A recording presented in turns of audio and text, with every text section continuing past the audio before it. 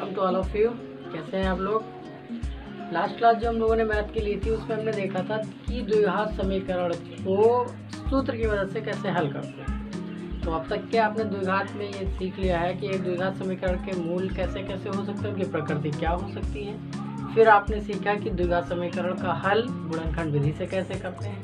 और अभी जो लास्ट क्लास हुई थी उसमें आपने देखा कि द्विघात की समीकरण का हल सूत्र की मदद से कैसे निकाला जाए।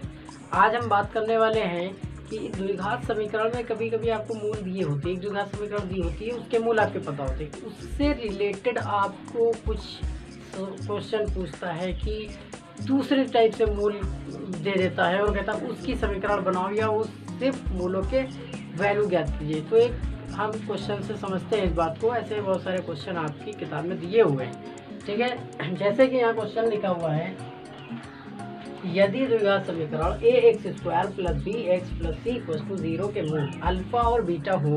अब देखिए यहाँ एक द्विघात समीकरण दी है जिसके दो मूल अल्फा और बीटा आपको पता है। अब इन्होंने पूछा है कि आपको बताना है कि α³ + β³ का मान क्या होगा। तो इस टाइप से यहाँ α³ + β³ आया है। कुछ और भी हो सकता था, α² + β² भी आ सकता था, α × β² + β × α² और कुछ अलग, मतलब ऐसे बना के एक इक्वेशन दे सकता था और इसकी हेल्प से वैल्यू पूछ सकता था। तो हम वो सारे क्वेश्चंस को ऐसे ही अप्रोच करेंगे जैसे मैं बताने जा रहा हूँ। अब देखिए यहाँ पे हमारे पास जो इक्वेशन है, दी गई जो समीकरण है वो है ax² + bx + c = 0 और जिसके मूल है अल्फा और बीटा। अब ये इसके क्या हो गए, मूल हो गए। हमसे क्या पूछा है कि मान बताना है α³ + β³ का मान क्या होगा। तो सबसे पहले ये मिलेगा कहाँ, हम ये सोचते हैं, ठीक है। तो एक हमारे पास फॉर्मूला होता है कि अल्फा + बीटा का अगर क्यूब कर दिया जाए तो हमारा आंसर आता है α³ + β³ + 3 alpha beta bracket alpha + beta. अब यहाँ आपको पता है कि हमको तो ये चाहिए था, इतना पार्ट चाहिए, इसकी वैल्यू पूछा है यहाँ पे, तो इसको एक साइड कर लेते हैं। α³ + β³ को वहीं रहने देते हैं और इस पार्ट को इसके साथ भेज देते हैं। तो अल्फा + बीटा का होल क्यूब ये आएगा तो माइनस हो जाएगा 3 अल्फा × बीटा ब्रैकेट में अल्फा + बीटा। अब ये वैल्यूज आप निकाल सकते हैं। आपको मालूम है कि अल्फा + बीटा जो मूलों का योग होता है वो -b अपॉन, यहाँ से देखिए -b/a हो जाएगा।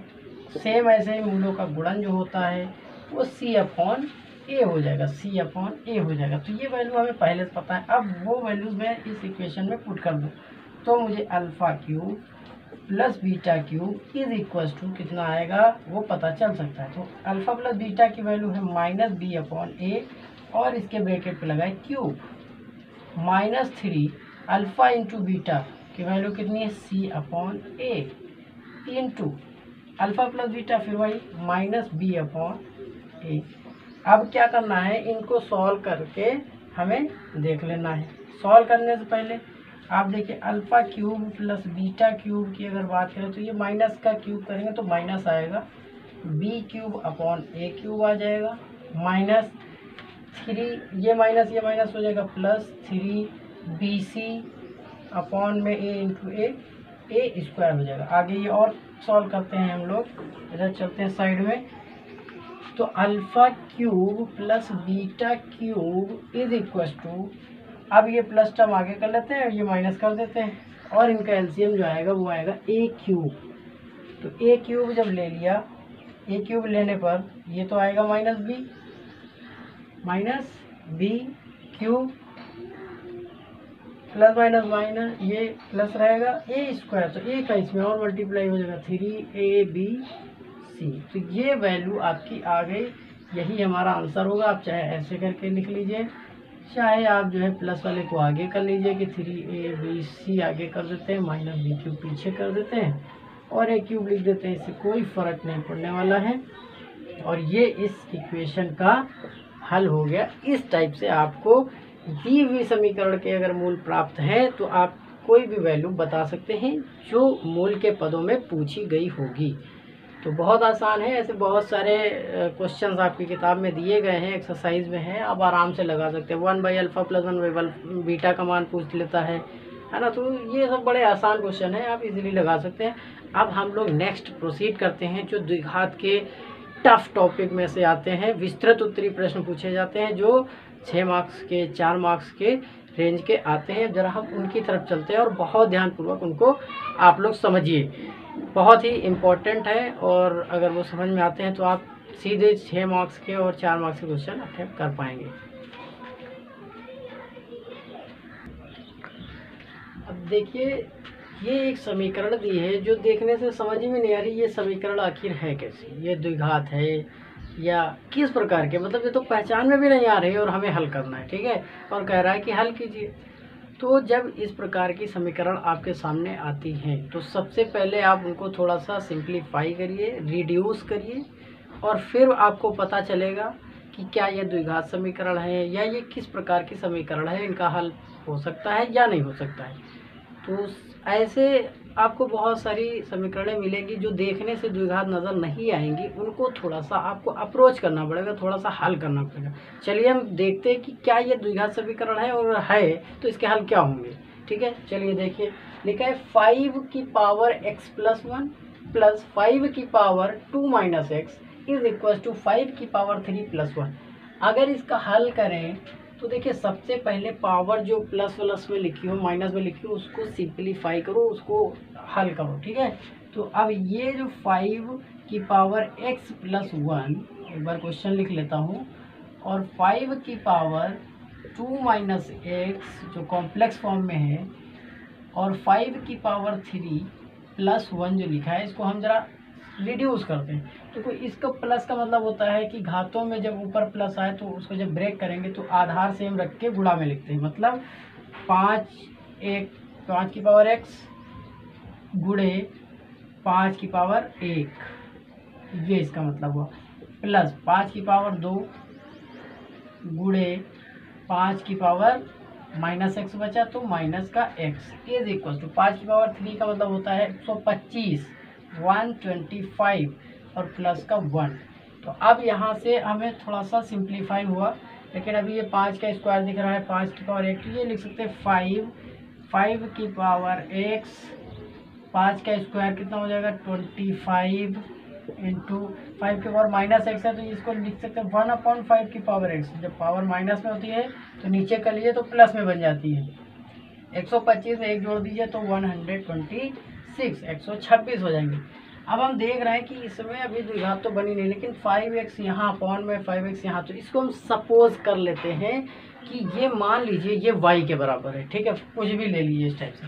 लेट 5x जो है वो क्या है, y है, उसको हम y ले लेते हैं। तो अब ये इक्वेशन क्या हो जाएगी, 5y + 25 अपॉन y = 126। अभी भी ये हल हो सकती है, हम इसको और ज़्यादा हल करेंगे। एलसीएम ले लीजिए, इसका इधर मल्टीप्लाई हो जाएगा, तो 5y² + 25 = 126y। अब ये हमें दिखने लगी, हाँ ये तो द्विघात समीकरण y की वैल्यू दो आ रही है पावर में। तो हम जरा इसको सबको एक साइड पे लाते हैं, तो 5y², अब ये आएगा इधर तो माइनस का 126y + 25 = 0। अब यहाँ से ये वैल्यू हमें मिल गई है। अब आप इसको हल कर सकते हैं। हल करने का तरीका आप चाहे फॉर्मूले से कर लीजिए या गुणनखंड विधि से कर लीजिए, ये तो बड़ा आसान है, गुणनखंड विधि से हो जाएगा। माइनस साइन y के आगे माइनस साइन आ रहा है तो ये घट करके होगा, तो हम ऐसे फैक्टर करें कि उसको घटा के मिल जाए। तो सबसे पहले y² के आगे कोफिशिएंट 5 लिखा है, 5 का मल्टीप्लाई 25 से करेंगे तो 125 हो जाएगा, और 125 का टेबल पढ़ेंगे और देखेंगे कि जोड़ने घटाने से हमारा जो है वो 126 आ जाना चाहिए, ठीक है। तो बड़ी आसानी से हमें ये प्राप्त हो जाएगा। 25 का गुणा जब 5 में करेंगे तो 125 आएगा, और 125 एकम 125 होता है, मतलब 125 + 1, ठीक है। तो ये हमारे फैक्टर हो गए 5y² - 125 + 1। अगर इसको लिख दिया जाए तो अभी भी ये वही लिखा हुआ है और प्लस 25 इज इक्वल टू 0। अब जरा इसको ओपन कर लेते हैं, इस साइड पे चलते हैं, ठीक है। तो 5y² ओपन कर लीजिए, तो -125y माइनस का y और प्लस का 25 इज इक्वल टू 0। इन दोनों में 5y कॉमन है। आप यहाँ से जैसे 5y कॉमन लेंगे तो 5y चला गया तो बचा y, यहाँ से y चला जाएगा, 5 चला जाएगा, बचेगा माइनस का 25। यहाँ से -1 कॉमन ले लेते हैं तो बचेगा y minus 25 is equal to 0। तो ये वाला टर्म फिर कॉमन है, y माइनस 25 एक ब्रैकेट में आ गया, y माइनस और इसके बाद अब ये 5y माइनस का 1 नेक्स्ट ब्रैकेट में आ गया। तो यहाँ से y की दो वैल्यू आई, एक आई कि y इक्वल टू 25 और अगर इधर से देखा जाए तो y इक्वल टू 1/5, दो वैल्यू हमारे पास आ गई। अब क्योंकि y तो क्वेश्चन में ही नहीं था, y तो हमने माना था, ये y है क्या, y जो है वो है 5 की पावर x जो है वो 25 है। कहने का मतलब ये हुआ, तो हम अगर y की जगह 5 की पावर x रख दें तो ये 25 के बराबर है, या फिर दूसरा जो है वो 5 की पावर x जो है वो 1/5 के बराबर है। कहने का ये मतलब हो। तो हम पहले इसको सॉल्व करके देखते हैं। 25 को हम क्या लिख सकते हैं, 5 की पावर x इक्वल टू 5 की पावर 2। तो यहाँ से कंपेयर करेंगे तो हमें x की वैल्यू मिल जाएगी 2, ये हमारी वैल्यू इस जगह से आई। अगर आप इधर का फॉलो करते हैं 5 की पावर x, तो देखिए 1/5, 5 ऊपर ले जाएंगे तो माइनस का 1 हो जाएगा, बेस सेम, तो कंपेयर कर लेंगे पावर का, तो x इक्वल टू माइनस का 1। ये इसके हल हो गए, यही हमें चाहिए था। अतः x बराबर दो हल आए हैं, एक 2 और एक माइनस का 1। This is the answer. I hope सभी को समझ में आ गया होगा। बहुत इजी तरीका था, थोड़ा सा दिमाग लगाना है, हमें सपोज अपोज करना है। जब कॉम्प्लेक्स स्टेटमेंट आएंगे तो हमें सपोज करके उनको हल कर लेना है और बाद में वैल्यूज रिप्लेस कर देनी है, आपको आंसर प्राप्त हो जाएगा। अब हम ऐसे कुछ और अलग टाइप के क्वेश्चन पे चलते हैं। ये मैं एक लगा दे रहा हूँ, बाकी आप लोग आराम से लगा सकते हैं। जरा और थोड़ा सा कॉम्प्लेक्सिटी की तरफ पढ़ते हैं। चलिए देखते हैं। नेक्स्ट इक्वेशन जो हमें दी गई है, कह रहा है समीकरण x minus 2/x plus 2 plus 3x plus 2/x minus 2 minus 4 equal to 0। ये एक इक्वेशन स्टेटमेंट दिया हुआ है। कह रहा है इसकी वैल्यू 2 और -2 नहीं हो सकती, क्योंकि -2 और +2 इधर आ रहे हैं नीचे। अगर x की वैल्यू -2 रखेंगे तो डिटर्मिनेंट जो नीचे का डिनोमिनेटर है वो 0 हो जाएगा, और जब 0 हो जाएगा तो वो चीज़ हल नहीं होती है ना, इसलिए ये वैल्यू 2 और -2 नहीं हो सकती। ठीक, अब कह रहा है कि इसको सरल करके, पहले सरल करिए, कॉम्प्लेक्स फॉर्म में द्विघात समीकरण प्राप्त कीजिए। सरल करेंगे तो पहले दिखाओ कि ये द्विघात है, हल हो के आए, उसके बाद वो जो द्विघात आपको प्राप्त हुई है उसके हल आपको निकालने हैं।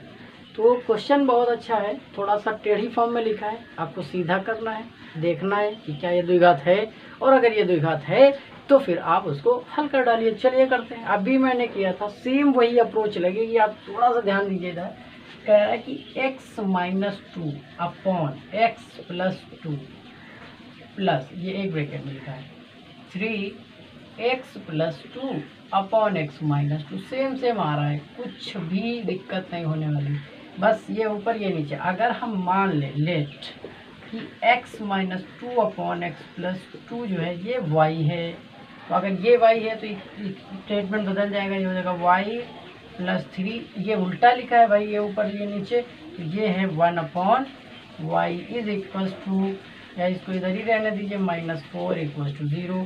एलसीएम ले लेते हैं, इसके इधर एलसीएम लिया तो वाई स्क्वायर बन गया, इसके साथ मल्टीप्लाई हो जाएगा, -4y हो जाएगा, और प्लस का 3 इज इक्वल टू 0।